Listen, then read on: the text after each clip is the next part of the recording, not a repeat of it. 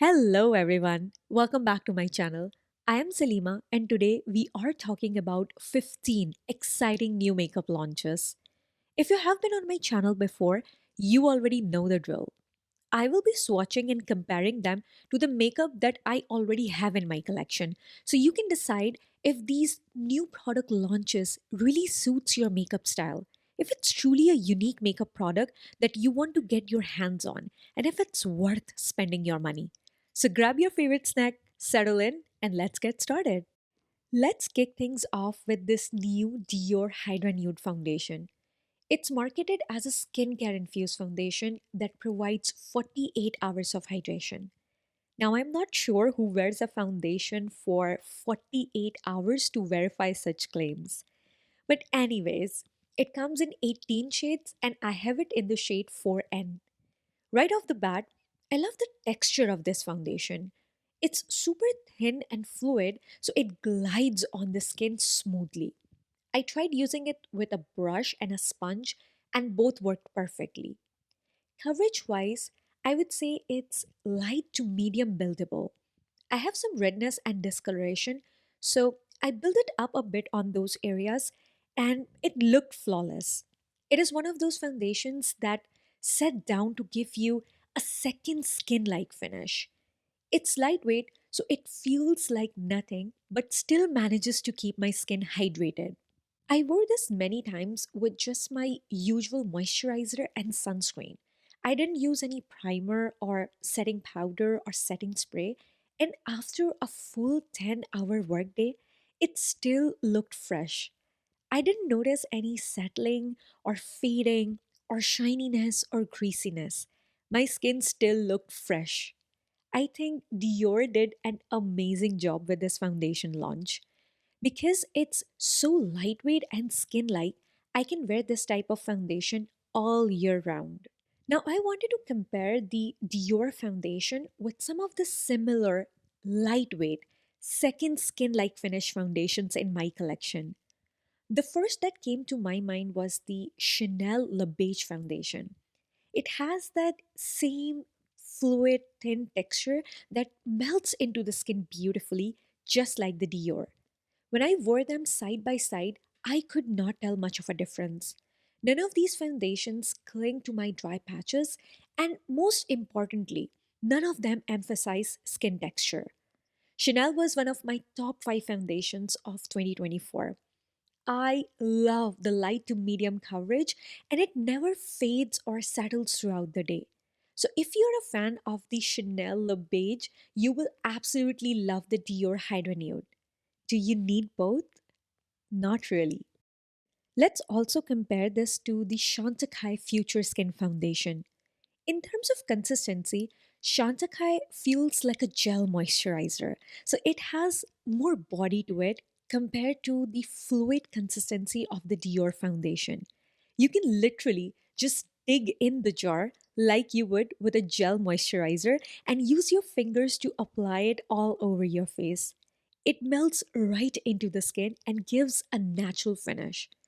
The Dior has a touch more coverage, but you can definitely build up the Chantecaille to medium coverage without feeling heavy or cakey. In my experience, even though Dior is skincare infused, the Chantecaille feels more like skincare. I think it's the texture and the way that it's packaged. It almost looks like a luxurious moisturizer that you buy from a department store. Performance wise, they're pretty neck to neck. You can achieve the same flawless look with either one, depending on which texture you prefer. And the last comparison is with the Nars Light Reflecting Foundation. This one is even more liquidy and runny than the Dior, and it gives a slightly higher level of coverage. I noticed this when I compared them side by side. I use about half a pump for each side of my face, and it feels like I get a bit more coverage on the NARS side with the same amount used. Honestly, you probably wouldn't notice this unless you're doing a crazy side by side comparison like I was. Both foundations wear beautifully and give that same amazing second skin effect. So, my final thoughts. I absolutely love the Dior Hydra Nude Foundation and I highly recommend it. If you have dry skin like me, or even if you have combo or oily skin, chances are that you will love it as much as I do. If you are a fan of Chanel Le Beige or the Nars Light Reflecting Foundation or the Chantecaille Future Skin, you will definitely love this. It's a fantastic foundation, but it's not groundbreaking. You know what I mean? I have another foundation to talk about. This one is from Hourglass and it's called their Illusion Luminous Glow Foundation SPF 30. First off, I love this gorgeous shiny gold tube. It totally reminds me of their whale skin tint packaging. This foundation has a richer and creamier texture compared to the Dior Hydra Nude. It's definitely got more body to it, but it's still super blendable. When I first swatched this shade 17, I am not gonna lie, I panicked a little. It looked way too warm for my skin tone. But thankfully, it shears out beautifully and doesn't give me that oompa loompa look. You can tell right away that this foundation packs a punch in terms of coverage. I would say it's a solid medium coverage, but you can definitely build it up to almost full if you need it. It dries down to a beautiful radiant finish. It's not overly dewy, which is perfect because then I can wear this in the hot and humid summer without looking like an oil slick. What I've noticed is that if I skip powder or setting spray, I do get a little shiny around the 4 hour mark. And by the end of the day, my T zone is definitely glowy and not in a good way. But a light dusting of powder on my T zone solves the problem, and then it wears beautifully all day long. I haven't noticed any separation, there's no clinging to dry patches, just a smooth, radiant skin. This foundation is nothing like the Hourglass Veil Skin Tint. That one has a super lightweight, almost lotion like consistency and feels incredibly hydrating. It gives a light, natural coverage, which is perfect for those no makeup days. Plus, the Veil Skin Tint has this soft focus blurring effect. I kind of wish that the foundation had that too. But they both serve different purposes and offer different levels of coverage. The Hourglass Glow Foundation actually reminds me a lot of the Kosas Revealer Foundation. They both have that creamy texture, medium coverage, and radiant finish, just in different packaging. The Kosas comes in a pump style bottle, which is handy. One difference I've noticed is that Kosas foundation doesn't make me as shiny by the end of the day, even without setting it. It pretty much stays put. And if you're looking for a more budget friendly option, the L'Oreal Age Perfect Radiant Serum Foundation is a great dupe. It has a slightly more fluid, serum like consistency than the Hourglass, but it still packs a ton of coverage. You can easily build it up to full. It also has that same radiant glow from within kind of finish, and I find that I need to set it with a little bit of powder. So if you are not ready to splurge on the Hourglass, the L'Oreal is definitely worth checking out. All right, now let's talk about concealer. I have had this Sarah Creal concealer in my collection for a couple of months now. Sarah Creal is a new luxury brand at Sephora that's specially designed for mature skin and women over 40. Even though I'm not quite her target demographic, I was still super curious to try it out. This concealer is medium to full coverage, so a tiny bit goes a long way. It has a serum like consistency, so it's super lightweight and blendable, especially around my dry under eye area. I love that. Once it's blended, it sets down pretty quickly. It doesn't feel wet or tacky and it gives a really natural finish. I usually skip powder under my eyes, especially in the winter, and this concealer didn't budge at all, even after a 10-hour day. On the days I did set it with powder, I noticed I needed way less to avoid that cakey look. Now, here's one thing that I'm not thrilled about: the shade range. It only comes in 10 shades, which is, well, it's not great. Shade 5 is a perfect brightening shade for me, but I also wanted a shade for my face. So I ordered shade 6, but it was way too dark, so I had to return it. Sarah Creal really needs to expand her shade range, especially since more inclusive brands like Danessa Myricks exist. Danessa Myricks has a concealer that performs very similarly to the Sarah Creal.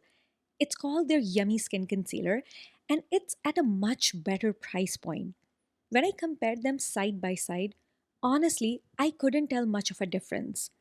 Both have that natural finish, medium to full coverage, and amazing lasting power. The only real difference is the applicator. The NASA Myrix has a smaller brush, so it doesn't pick up as much product as the Saracryl concealer. In fact, with a small brush, you have much more control and precision during application, and I think that's awesome.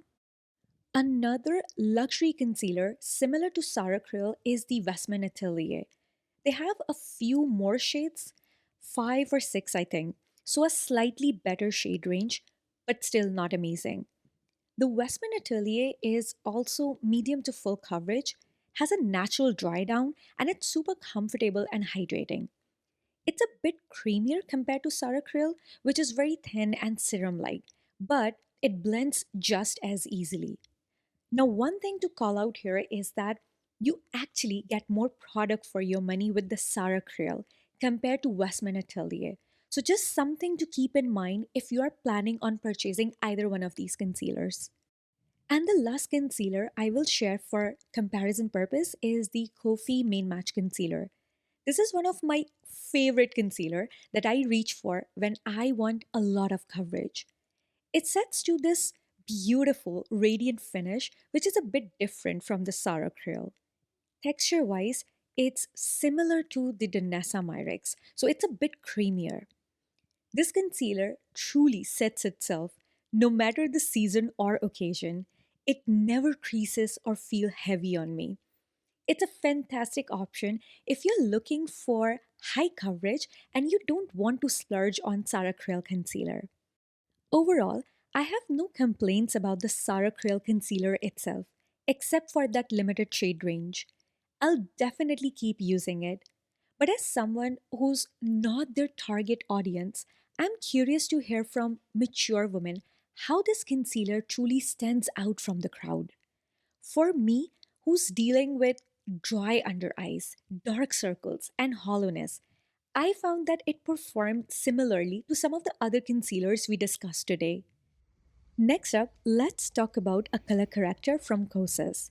It is their Revealer Extra Bright Serum Powered Color Corrector in the shade Fantasy. There is nothing serum like in this concealer. This definitely has a creamier texture, which is fine, but I found it a bit tricky to blend, especially on my dry under eyes. I had to use a damp sponge to get it to move. It sets down to a demi matte finish and provides light coverage. I just used 1 to 2 dots of this corrector initially, and then I tried to build up some coverage. But then I noticed that it started to crease. So I would stick to just a light layer. I am honestly a bit surprised by this because Kosas makes one of the best concealers we have on the market right now, at least in my humble opinion. Their regular revealer concealer is creamy but super hydrating, blends effortlessly, and sets to a beautiful radiant finish. I can easily build up the coverage with that one. With this color corrector, I love the peachy shade. It really brightens the under eye area and neutralizes any darkness, and it plays well with other concealers. There's no separation or weird cast. But I have to make sure that my under eyes are well moisturized or use a hydrating concealer on top because it can feel a bit dry. Overall, I like the corrector, but I don't love wearing it on its own because of the formula. I much prefer the formulas of the Cali Ray and the Huda Beauty color correctors. Cali Ray has a true serum like consistency, provides light to medium coverage, and is beautiful on its own, but you can easily layer concealer over it. Huda Beauty is super pigmented, so a little goes a long way, but it doesn't feel heavy or cakey under concealer. Both are amazing depending on what you're looking for. Next, let's talk about the YSL powder blushes. It has this gorgeous clutch style packaging that looks so chic on my vanity. For $45 a blush, I kind of expected it from YSL. They come in matte and satin finishes, and I grabbed one of each. And I have a lot to say about each of these. So let's start with the satin finish blush in the shade Restless Rose. When I first bought these, I only watched a couple of quick reviews, and nobody in those reviews mentioned the cake bag. These blushes are highly pigmented and they have a lot of kickback. My first application was a total disaster. I picked up way too much product and it was a nightmare to blend. Anyways, lesson learned. Now I use a fluffy brush, a super light hand, and I tap off the excess before it even touches my cheek. This goes for both matte and satin formulas. Also, both of these blushes have a traditional dry powder kind of formula. It's not a creamy powder or a baked formula that we have seen popping up a lot in the last couple of years. Okay, back to Restless Rose Blush in satin finish. I think YSL should call this shimmer finish rather than satin. To me, a satin finish means that the blush will have a subtle luminous sheen that mimics the natural radiance of the skin. More of a lit from within kind of look. Shimmer finish blushes will have that fine shimmer particles that reflects light, and this is exactly what this blush is. Restless Rose is a peachy pink shade with a golden micro shimmer. Because the shimmer particles are not the same as the base pigment, which is peachy pink shade, it looks like a highlighter blush combo on me rather than a true blush. I kind of wish I knew about it before I purchased it, so I would be able to manage my expectations. But I'm sharing all these little details with you so you know what to expect. Another obvious call out with their satin finish blush is that because it has those micro shimmer in it, it will emphasize skin texture. So I prefer to use it when I have a good skin day. In terms of longevity, these last on me all day. After 10 hours of application, it was still on my cheeks and I didn't notice much fading. So that is awesome. I have a few similar blushes in my collection. The first one that comes to my mind is Nars Orgasm. Not my favorite shade, but Nars blushes don't have nearly as much kickback as the YSL ones. The newly reformulated Nars blushes have that same dry powder texture as YSL, and the longevity is similar too. Next, I will compare it to the Armani Glow Blush in the Radiant Finish. Just like YSL, the Armani Radiant Finish blush is packed with shimmer. Unlike YSL, it doesn't have a lot of base pigment, so it looks more like a highlighter or a blush topper. But the Armani blushes have less kickback and they aren't as intensely pigmented, so they're easier to control. Now let's talk about my absolute favorite shimmer blush, the Valentino Ice to Cheek in the shade Sweet Rebel. This is what I was expecting from the YSL satin blushes. It has a creamy formula that's super user friendly. There is no kickback. It has a smooth application and easy blending. I can build up the color and it gives a radiant finish. The shimmer in it is so subtle, there is no obvious glitter, no emphasizing of the texture, no highlighter effect. It's my go to, especially when I'm in a rush. I would pick this over the YSL Satin Finish Blush any day. One last comparison I'm gonna do is with the Dior Rouge Blush. This is also a satin finish, and while it does have some golden shimmer, it's much more subtle than the YSL. It adds more of a sheen than a highlight. Plus, I love the Dior formula creamy, velvety, long wearing. So, yeah, the YSL Satin Finish Blush isn't my favorite. It's just not an easy reach for me, and it doesn't really fit my makeup style. I prefer a subtle sheen, not visible shimmer. But if you love a highlighted cheek, you might enjoy it more than I do. And before I get into matte YSL blush, if you're enjoying this video, please give it a big thumbs up and subscribe to my channel if you want to continue watching similar content. Moving on to YSL Matte Blush, it has the same powdery texture and same kickback. So I use the same light hand technique and I'm happy to report that I love this formula in the matte finish. Because it doesn't have that shimmer, it's much easier to blend, even if I accidentally pick up too much product. It's a true matte finish. And while I wouldn't say that it's blurring, it definitely doesn't emphasize texture or cling to my dry patches. And it lasts all day. This formula is very similar to the MAC Sheer Tone blushes. Both have that traditional powdery texture, a bit of kickback, and amazing longevity. The MAC Sheer Tones aren't quite as pigmented, but they're easily buildable. So if you don't mind building up the color, they're a great alternative. And the newly reformulated Nars blushes are similar too. Same texture, less kickback. But the Nars blushes are even more matte than the YSL, almost like a mattifying primer. So if shine control is a big deal for you, Nars is a good option. Let's also compare it to the Gucci blushes. These blushes have a luminous matte finish on the skin, so they add a bit more dimension and brightness, which I love for my dry skin. But if you have oily skin, the YSL matte will be perfect with no extra shine. The Gucci blushes also have a beautiful velvety texture and no kickback. Overall, I much prefer the YSL matte blushes to the satin ones. I just wish I was as impressed with the formula as I am with the packaging. I definitely prefer the Valentino, Dior, or even Gucci formulas. Those are some of my favorites from the luxury brands. Next, I have got these two liquid highlighters from Giorgio Armani and Ciele. Let's first talk about Giorgio Armani. I have been on the hunt for that perfect, icy, pearly highlighter that isn't too cool and works for my tan skin. I think I found it.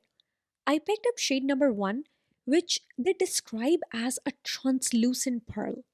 That's the key for me because it doesn't have that stark white base that can sometimes make tan skin look ashy. Because it's translucent, it lets my natural skin tone shine through and gives this beautiful, soft, luminous glow. Now, these Armani highlighters are sparkly. So, for a natural daytime look, I will actually use it under my foundation or tinted moisturizer, just on the high points of my cheek. It gives this beautiful, understated highlight that's just perfect. Now, if I'm going for a bit more glam and wearing it over my foundation, I like to put a little bit on the back of my hand first and then use a dense brush to apply it precisely where I want it. That pearly finish with the translucent base is just chef's kiss. It enhances the warmth of my tan skin without being too much. I'm very happy with shade 1. I also grabbed shade 3, which is this stunning rosy bronze. It's such a safe and flattering option for medium to tan skin tones. It adds that instant warmth and dimension. One thing I've noticed about these Armani highlighters is that they set down fast, so you definitely have to blend quickly. Once they are on, they're on. Seriously, long lasting. Even though they're sparkly, I can totally control the intensity. I can use a light hand for a diffused, natural look or build it up for a more dramatic highlight. And I just love this versatility. Another liquid highlighter I have is from the brand Ciele in the shade Piper. Ciele is a brand that I have totally fallen for. They use mineral sunscreen in all of their products, which is great. And this highlighter is SPF 50. I haven't been disappointed by anything I have tried from them so far, and this highlighter is no exception. Compared to the Armani highlighters we just talked about, this one is much less about sparkle. Instead, it's all about that gorgeous sheen and radiance. You can see that it's definitely more pigmented than the Armani ones, and I got a little scared, but it shears out beautifully. Seriously, this is perfect for everyday wear. It just melts into my skin without disturbing any other makeup I have already applied and gives this fresh, dewy glow. No chunky highlighter, just a soft, natural radiance that makes it look like I'm glowing from within. I absolutely love it. Now, here's something I find a little surprising. If you look at the price per ml, this Ciele highlighter is actually more expensive than the Giorgio Armani ones. That kind of blew my mind. And they both have similar longevity, which is interesting. So if you are into sheer sparkly highlighters, then the Giorgio Armani ones are a great choice. But if you're all about that soft, radiant, no sparkle glow, then the Ciele highlighter is definitely worth checking out. All right, let's talk lips. I picked up two of these YSL High Shine lip stains. I am a bit of lip stain and lip tint addict, so I had to try them. This lip tint has a really interesting texture. It's almost like water, but then it transforms into this surprisingly creamy, slippery feeling on your lips. It feels really hydrating too. Once it sets, it leaves a subtle shine, so they're not as high shine as the name suggests, but it's definitely there. I get about 6 to 7 hours of wear, which is great, even with eating and drinking. It's not completely transfer proof, but it fades evenly and leaves a nice stain behind. I am loving shade 611. It's that perfect mauve nude. Now we know K Beauty has ton of amazing lip tints at much better prices. I actually did a whole video on them recently, so I have a few options for you. First up, the alternative stereo lip potions. These feel incredibly comfortable on the lips, just like the YSL. They're semi sheer with one coat, but you can build them up to full opacity. And they leave a longer lasting stain than the YSL. Then there's Peripera. These have a bit more of a glossy finish initially, but then the gloss fades quickly, leaving behind a long lasting stain. Overall, I love the YSL lip stains. Keep in mind that YSL offers more muted, everyday shades that are harder to find in Korean beauty. Korean beauty leans towards brighter, bolder shades. So finding a muted, natural shade like 611 can be a bit of a challenge, especially for a skin tone like mine. For those everyday nude shades, I am willing to splurge on the YSL. Moving on, I have these Makeup by Mario Super Shine lip glosses. They weren't quite as pigmented as I expected. They give more of that sheer wash of color. So I don't think you need to buy a ton of shades. One or two would be plenty. On the plus side, they feel amazing on the lips. Super comfortable, shiny, and not at all sticky or goopy, which is a huge win. Wear time is about 2 to 3 hours, which is pretty standard for a gloss. Honestly, I don't really have anything bad to say about them. They're just nice. The thing is, they remind me so much of the other glosses I already own. For example, they're very similar to the Say Glossy Bounce. The Say glosses have a bit more pigment, but if you're not a fan of that initial scent you get with Say, then the Makeup by Mario ones are a great alternative. If you're looking for a touch more color, then the Milk Makeup Lip Oil Gloss is another fantastic option. It's just as shiny and comfortable as the Makeup by Mario, but with a little more oomph. And if you want even more color payoff, then the Tower 28 Lip Jelly is incredible. It lasts even longer than the Makeup by Mario lip glosses, and it's super hydrating too.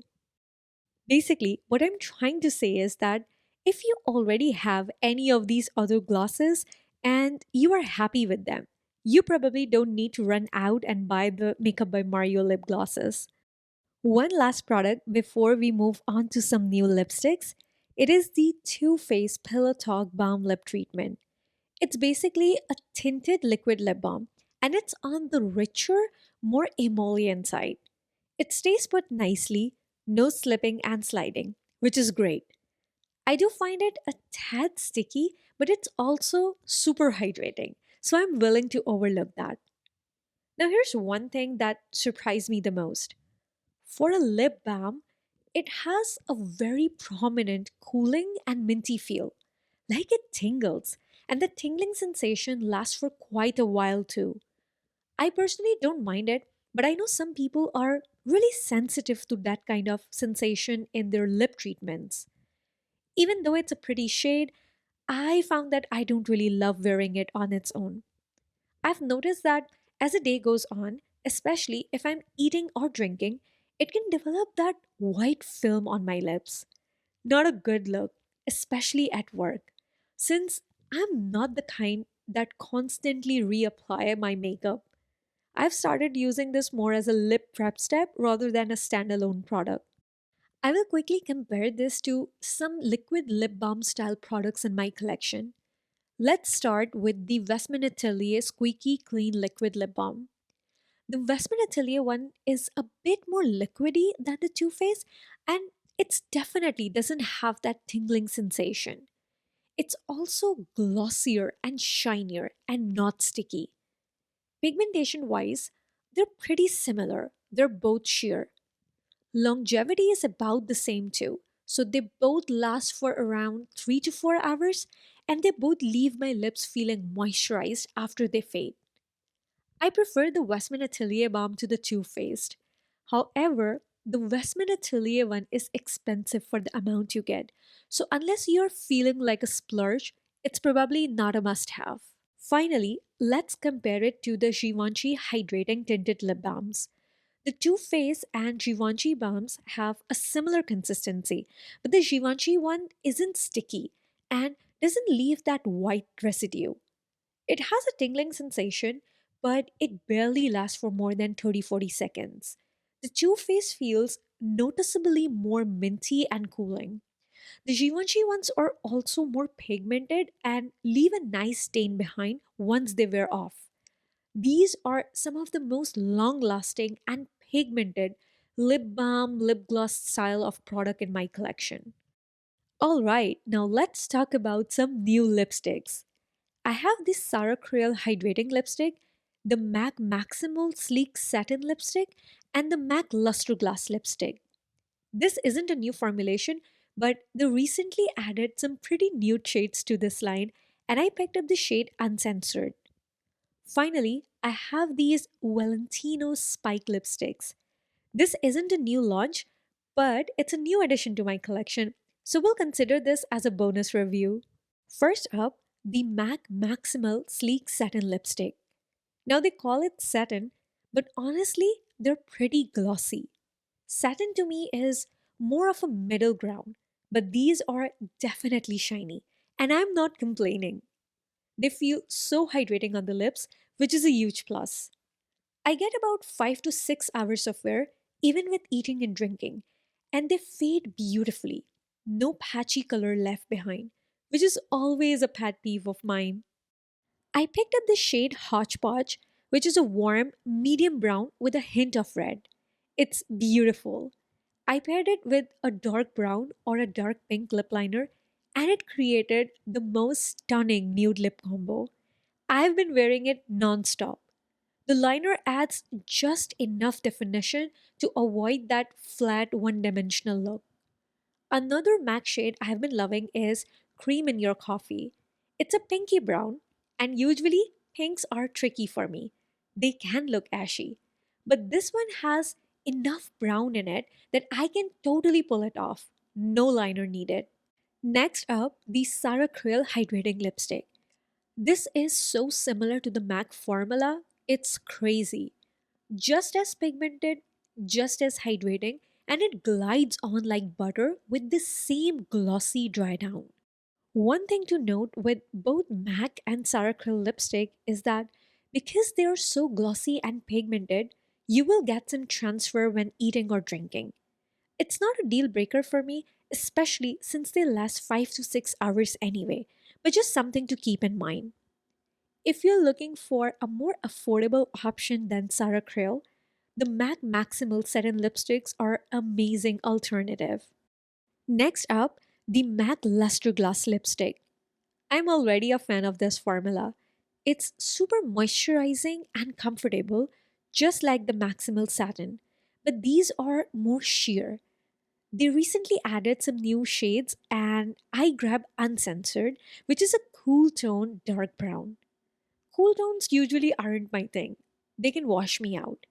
But there's something about this shade in this formula that just works. It looks so chic and modern. Because it's sheer, it's not too stark, which I love. I can wear it on its own, but if you have a similar complexion and cool brown are a little scary, try pairing it with a mauve or a berry lip liner. It just softens the brown and makes it super wearable. The MAC Luster Glass lipstick is very similar to another favorite formula of mine from Merit, their signature lipsticks. Both are moderately pigmented, shiny, and comfortable. And I think they're around the same price point. So it really just comes down to which shades you prefer. Oh, and one last quick comparison I want to do is with the Makeup by Mario Satin lipstick. Pigmentation and finish wise, it's very similar to the Sarah Creal and MAC Maximal Satin. So if you're not wanting to splurge on Sarah Creal, Makeup by Mario is a great option. And if you cannot find a specific shade in the Makeup by Mario line, chances are you will find something similar in the MAC Maximal Satin range. Now, if you don't like glossy lipsticks, these Valentino Spike lipsticks are a great option. I am generally not drawn to a matte lipstick, but these have a very velvety, buttery texture. For a matte lipstick, it feels soft and plush on your lips. It glides on creamy and smooth and instantly gives you that soft focus, blurred lip look. It makes my lip look effortlessly perfect. They dry down to a powdery matte finish, which usually makes me nervous about them settling into my lip lines. But these, no, there's no accentuating lines, no dryness, nothing. They don't give you that tight, dry feeling that some matte lipsticks do. They're so comfortable, you'll almost forget you're even wearing a lipstick. Plus, they're long lasting with minimal transfer. I can sip my coffee, go about my day, and not have to constantly reapply. I am in love. These reminds me so much of the Westman Atelier lipsticks. Both feel incredibly creamy and buttery on application, and both have that one swipe pigmentation. They both have that slippery feel, almost like a silicone based product, which helps to fill in lip lines and not accentuate them. I am a huge fan of this type of non drying, easy to wear matte. The only difference I can tell is that Westman Atelier lipsticks have a slight more slip and silkier texture, but the Valentino ones are still super easy to apply. Also, the Valentino dries down to a powdery matte, while the Westman Atelier have more of that demi matte finish. But honestly, they're both fantastic. Moving on, let's talk about the Anastasia Impeccable 24-hour blurring matte setting spray. I don't usually reach for a matte setting spray except for those super hot and humid summer days when I know I will be outside for a while and I need my makeup to stay put. While this one is marketed as a blurring matte, I actually find it more of a hydrating matte. In fact, I would say that the finish is more of a satin than a true matte. I decided to put it to test with one of my foundations that tends to get a little shiny throughout the day. And you know what? By the end of the day, my skin did get a little shiny, but not nearly as shiny as I expected. So, in my experience, this Anastasia spray isn't as mattifying as, say, the one size mattifying waterproof setting spray. That one is industrial strength for me. But the Anastasia option is a great one that I can use all year round. It's a nice balance, keeps things in place without completely sucking out the life out of my skin. Lastly, I have got two mascaras to talk about, one from Gucci and the one from House Labs. Now, mascara is so personal, right? Everyone has their own preferences. For me, I have straight lashes and not a ton of them. So I'm always looking for a mascara that can give me both volume and length. Let's start with Gucci Volumizing Mascara. This one has a pretty wet formula, which honestly isn't my favorite. I tend to prefer drier formulas because wet ones have a habit of clumping my lashes together, making them look even sparser. And that's the opposite of what I want. Since the Gucci mascara is so wet, I really have to stick to just one coat. Otherwise, it weighs down my lashes like crazy. What I do love about this mascara is the intense black color. It's seriously so black, it creates this dramatic, striking look that makes my eyes pop and look bigger. I love that. The downside? It doesn't hold my curl at all. In fact, it kind of pulled them down. And I wouldn't say it's particularly volumizing on me. I get more length than anything. On the plus side, I didn't notice any smudging or flaking by the end of the day, and it removes easily with an oil cleanser. So, overall, while I adore the intense black color, the wet formula just isn't a winner for me. Now, the mascara I really enjoyed is the House Labs Volumizing and Lengthening Mascara. This one lives up to its claims. It adds a ton of volume, separation, and length. And the best part? I can build it up with multiple coats without it getting clumpy at all. The formula is just right. Not too wet, not too dry. It goes on beautifully and doesn't glue my lashes together. Plus, no flaking by the end of the day. And it removes easily with an oil cleanser. So, if you have straight, sparse lashes like me, and you also prefer a drier formula, you'll absolutely love this House Labs mascara. And this wraps up today's video. Wow, I totally didn't realize how long this video was getting, but I really hope you found it helpful. Let me know in the comments if you have tried any of these new makeup launches or if you're planning on picking anything up. I would also love to hear which new products you are skipping. It's always fun to see what everyone is excited about and what they're passing on. As always, stay healthy, stay beautiful, and I will catch you in my next one. Bye.